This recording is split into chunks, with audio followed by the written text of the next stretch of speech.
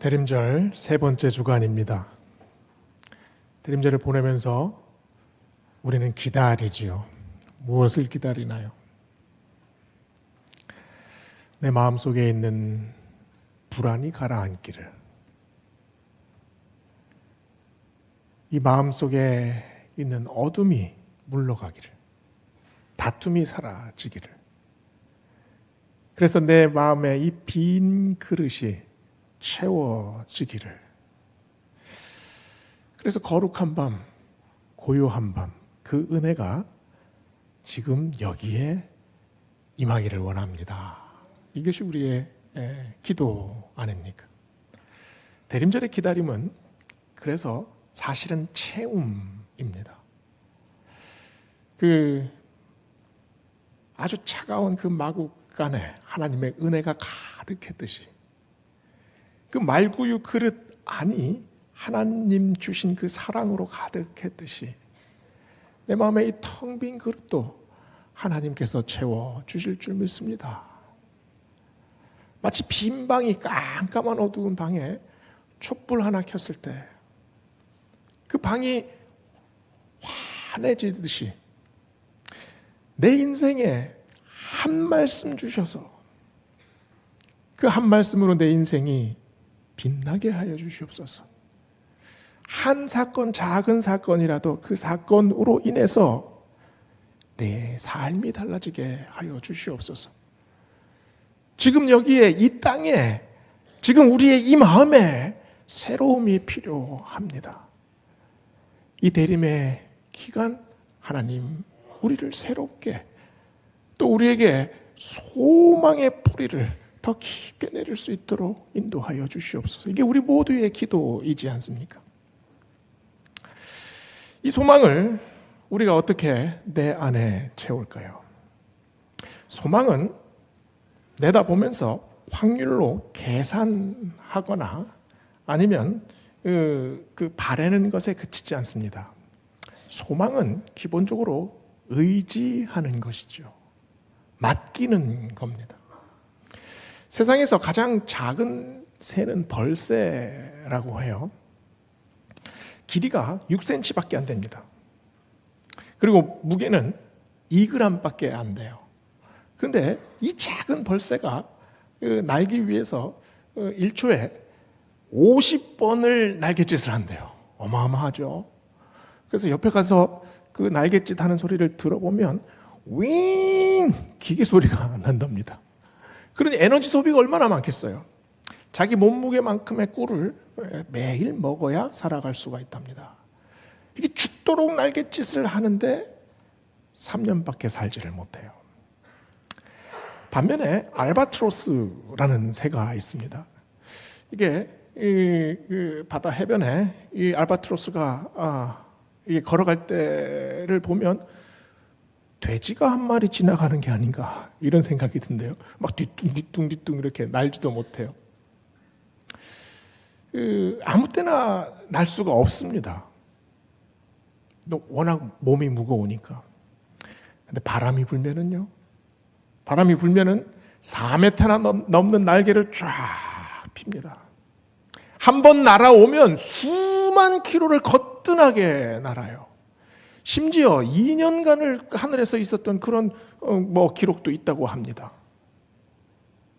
바람에 몸을 맡기는 거죠. 이 알바트로스를 신천홍이라고도 하잖아요. 믿을 신, 하늘천,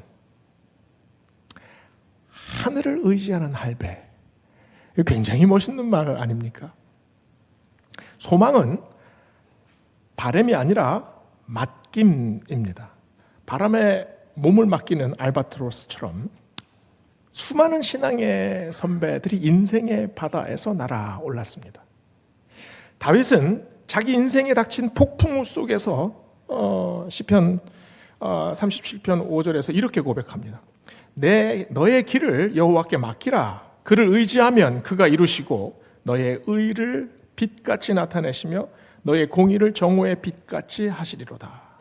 내가 걷는 길을 하나님께 맡기면 하나님께서 인도해 주십니다. 그 길이 어두우면 그 길 위에 빛을 주십니다.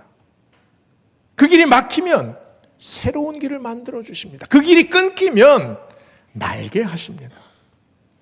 오늘 골로새서 말씀은 세 가지를 선언합니다. 소망이 고난을 이긴다. 소망이 영광의 비밀을 알게 한다. 그리고 이 소망으로 성숙한 신앙, 더 큰 소망으로 나아가게 한다. 첫 번째를 한번 봅시다. 하나님은 고난을 이기는 소망을 만들어내십니다. 24절에서 바울은 말하죠. 나는 이제 너희를 위하여 받는 괴로움을 기뻐하고 그리스도의 남은 고난을 그의 몸된 교회를 위하여 내 육체에 채우노라. 그리스도의 남은 고난, 굉장히 어려운 말씀입니다. 예수님께서 우리를 살리시기 위해 고통받고 고난을 받으셨어요. 그런데 그 고난이 아직 남아있다는 말인가요? 예수님의 고난이 아직 부족하단 말입니까? 전혀 그렇지 않습니다. 예수님께서 우리를 살리기 위하여 받으신 고난은 충분합니다. 전혀 부족하지가 않아요. 그래서 고린도 후서 1장 5절에 바울은 이렇게 말합니다. 그리스도의 고난이 우리에게 넘친 것 같이 우리가 받는 위로도 그리스도로 말미암아 넘치는 도다. 그리스도의 고난은 십자가의 고난만이 아니지 않습니까? 하나님이 사람이 되신 사건 그 자체가 고난입니다. 빛나는 영광의 존전에 계시던 분이 죄인의 몸을 입으셨습니다. 세상의 모든 지식을 아시는 분이 옹알이 하시면서 인간의 언어를 하나씩 배워 가셨습니다. 우주의 별들을 운행하시는 분이 나사렛 그 작은 촌동네에서 시골뜨기로 자라나셨습니다. 그리고 예루살렘 골목을 십자가를 지르고 오르셨어요. 그리스도의 남은 고난은 그리스도를 위한 우리의 고난입니다.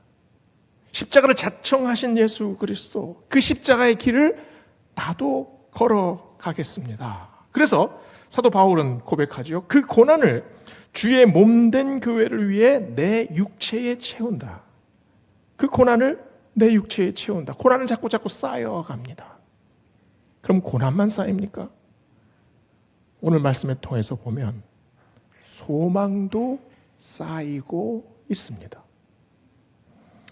김혜남 씨는 40살까지 두 아이의 엄마로, 그리고 작가로, 또 정신과 의사로 아주 열심히 살았던 분입니다.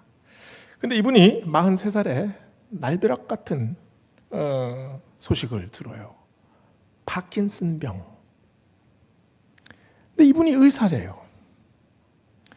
다른 사람 같으면 그렇게 충격적이지 않았을 거랍니다. 의사인 자신은 파킨슨병이 어떤 병인지 너무나 잘 알고 있습니다. 자기가 어떻게 근육이 굳어가고 점점 어떻게 몸이 말라가는지, 어떻게 심하게 아플지를 너무너무 잘 알고 있어요. 끔찍했답니다.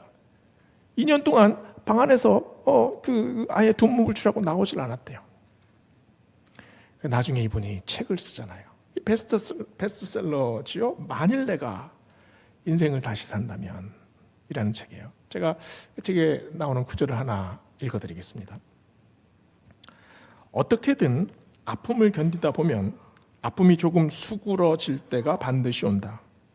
나는 통증과 통증 사이에 조금 덜 아픈 시간을 기다렸다. 그 시간에 밥을 먹고 장을 보기도 하고 운동도 하기 시작했다. 언제부터 이 기다림이 희망이 되었다.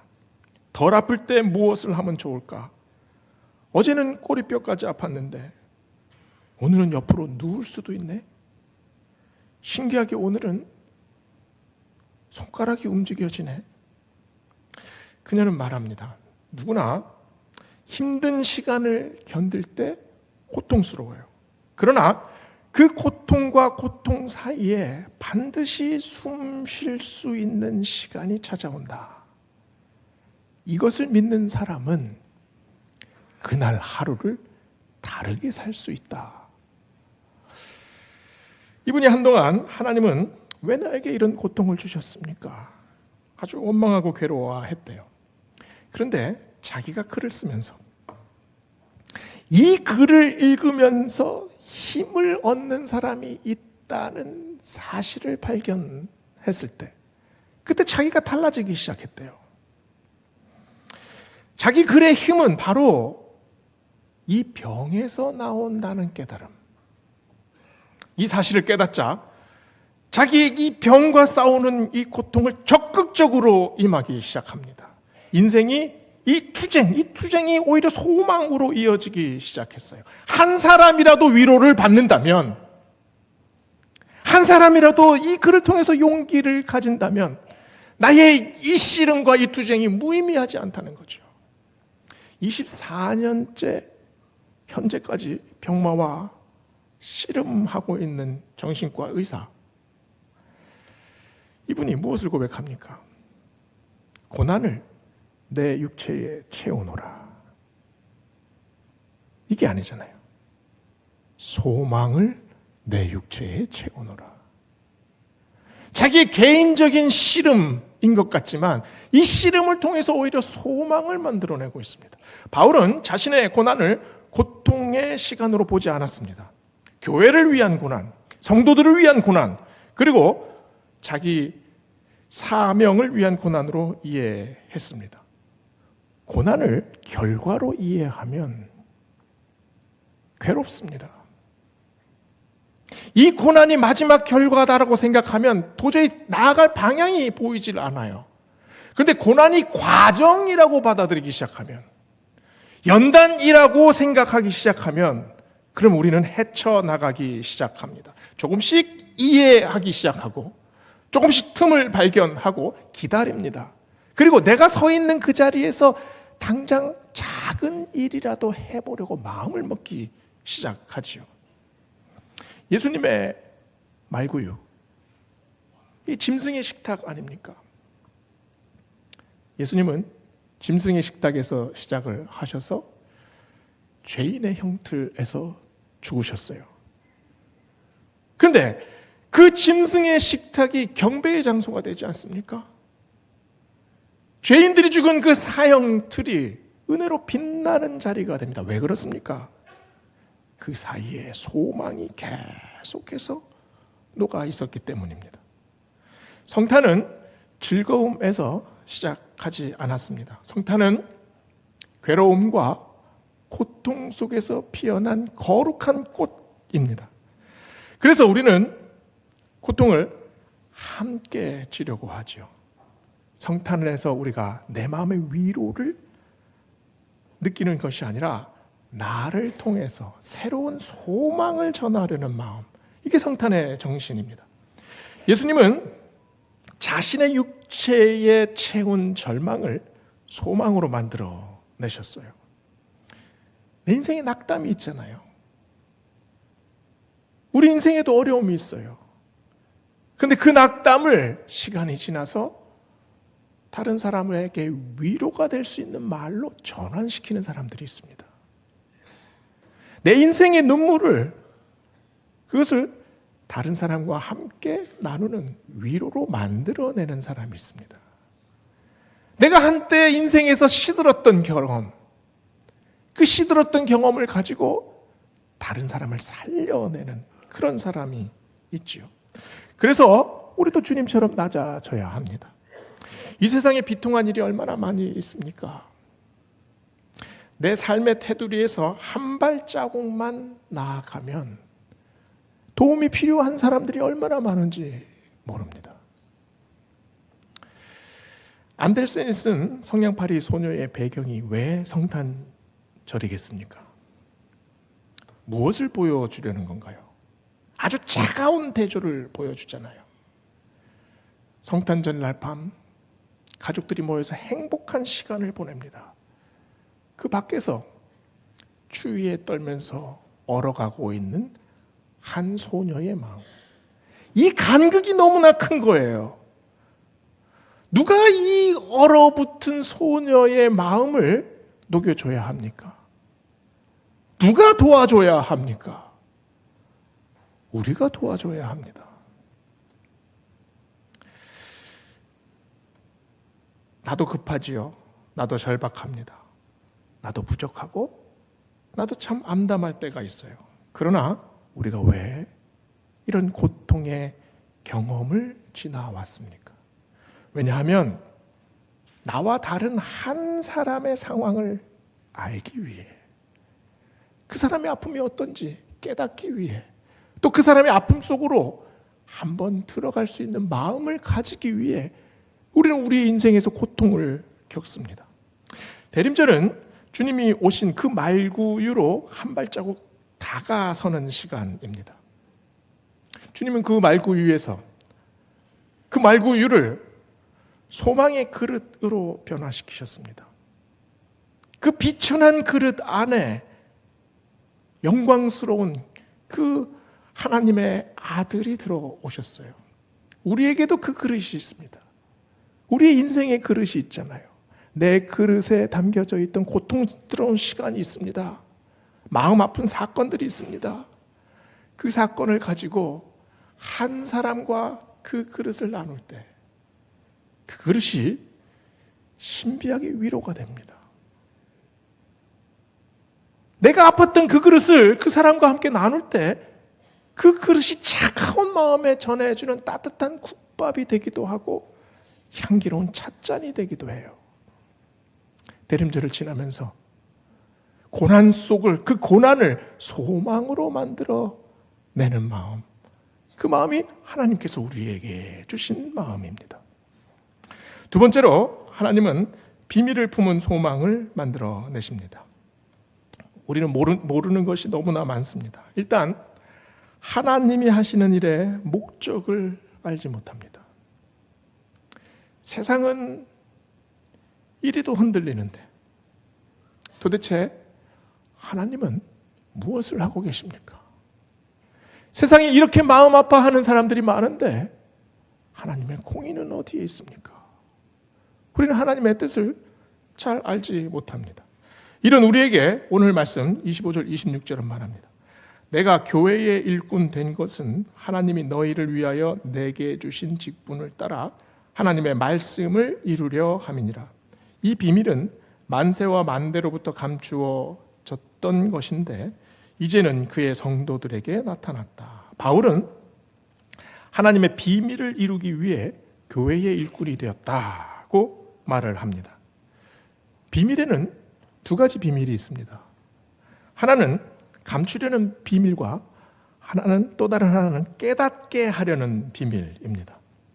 영어로 말하면 secret 그리고 mystery, 이 두 가지가 되겠죠. secret은 말하지 않으면 알지 못합니다.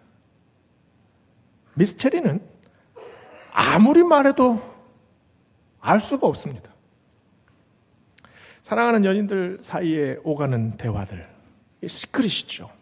다른 사람은 접근할 수가 없습니다. 말들의 그 의미와 그 사랑을 다른 사람들은 들어올 수가 없죠. 그러나 말 한마디로 모든 것이 밝혀지는 경우가 있어요. 교회에 새로 오신 분이 일을 너무 잘합니다. 식사 준비를 누구보다도 빨리 하고 그 젓가락 놓고 그 그릇 놓고 그 설거지도 그냥 뚝딱뚝딱 합니다. 그래서 목사님이 이분이 교회에 처음 오신 분이 아닌 것 같다. 그래서 가서 얘기를 했대요. 이전 교회에서 참 봉사를 많이 하셨군요. 아니에요. 제가 절에 많이 다녔어요. 그래서 이게 너무 잘해요. 말 한마디로 그 비밀이 확 밝혀지잖아요. 그러나 미스테리는 아무리 말을 해줘도 알지 못합니다. 광대한 우주의 원리를 설명해 줄 수 있을까요? 아무리 탁월한 천문학자라고 해도 그 우주의 그 원리의 그 진리를 설명해내지 못합니다. 왜냐하면 자기도 아직 잘 모르거든요. 완전 미스테리예요. 성경은 이런 점에서 미스테리 파일입니다. 성경은 이해를 통해서 들어가는 것이 아니라 오히려 감동을 통해서 들어갑니다. 은혜를 통해서 점점 깨달아 알기 시작하죠. 요한복음에서는 그 비밀을 이렇게 말합니다. 태초에 말씀이 계셨다. 이 말씀이 곧 하나님이시다. 말씀이 육신이 되어 우리 가운데 거하심에 우리가 그 영광을 보니 아버지의 독생자의 영광이요 은혜와 진리가 충만하더라. 아기 예수님이 이 땅에 오신 사건을 이렇게 말을 했습니다. 그러나 제대로 깨닫는 사람은 드뭅니다. 오늘 말씀도 보세요. 바로 한 장 뒤에 골로새서 2장 2절에 하나님의 비밀인 그리스도를 너희가 깨닫기 원한다 라고 말을 합니다. 이 비밀, 이 미스테리를 알아야 소망으로 나아갈 수 있다라는 말씀이에요. 왜 하나님이 인간이 되셨습니까? 왜 천둥과 벼락으로 말씀하시지 않았습니까? 왜 아기의 모습으로 오셨습니까? 또 왜 그렇게 구창한 복잡한 방법을 계속해서 밟아서 올라가십니까? 왜 그 아이가 십자가에 죽으셔야 했습니까? 마리아는 자기가 직접 아기 예수님을 낳았어요. 그러나 아마 이해하지 못했을 겁니다. 하나님, 내 품에 안긴 이 아기가 정령 메시아란 말입니까? 하나님이 왜 내 뼈와 살을 통해서 오셨습니까? 왜 사람의 아들이라는 방식을 취하셨습니까? 이 아기가 저 작은 손으로 저 오물거리는 저 입으로 세상을 정말 구할 수 있겠습니까? 이해하지 못했을 거예요. 왜냐하면 미스테리니까요. 그러나 하나님은 풀어내십니다. 그 비밀을 우리의 인생 속에, 우리의 영혼 속에 확 풀어주세요. 서서히 스미게 하십니다. 27절 말씀을 보세요. 하나님이 그들로 하여금 이 비밀의 영광이 이방인 가운데 얼마나 풍성한지를 알게 하심이라.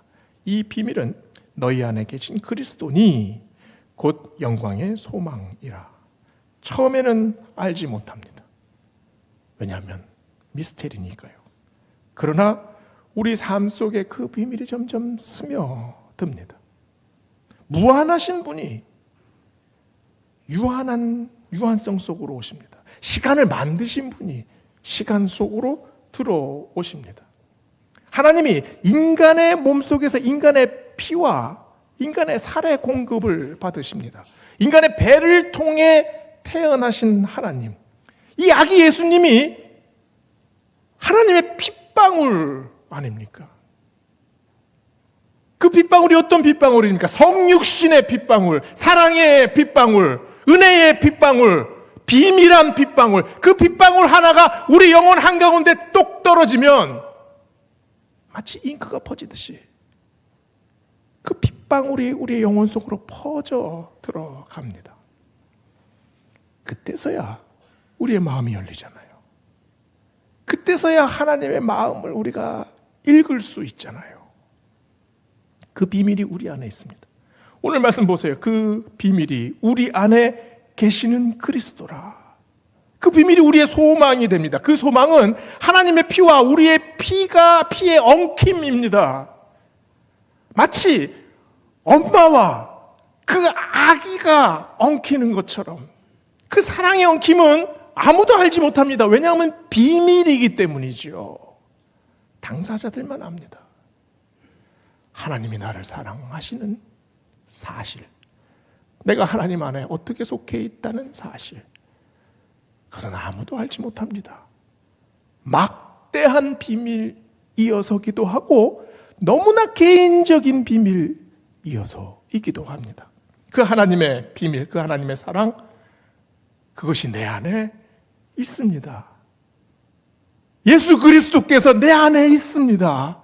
이게 비밀입니다. 이 소망을 가지고 있는 사람은 큰 어려움 속에서도 담대할 수 있습니다. 풍랑 속에서도 흔들리지 않을 수 있습니다. 넘어져도 다시 일어섭니다. 왜냐하면 그 소망이 우리 인생을 일으키기 때문이지요. 그 소망을 향해 조금씩 더 달려가는 우리 되시기를 주의 이름으로 축원합니다. 마지막으로 하나님은 성숙한 소망을 만드십니다. 28절은 이렇게 말합니다. 우리가 그를 전파하여 각 사람을 권하고 모든 지혜로 각 사람을 가르치면 각 사람을 그리스도 안에서 완전한 자로 세우려 합니다. 예수 그리스도를 전파하는 이유가 교회를 많이 세우는 일입니까? 한 사람을 온전한 사람으로 만들어내는 일입니다. 한 사람을 성숙하게 세우는 일이죠. 아이들이 얼마나 빨리 자랍니까? 초등학교 때 봤던 아이들을 중학교 때 딱 보면 쑥쑥 자라져 있습니다.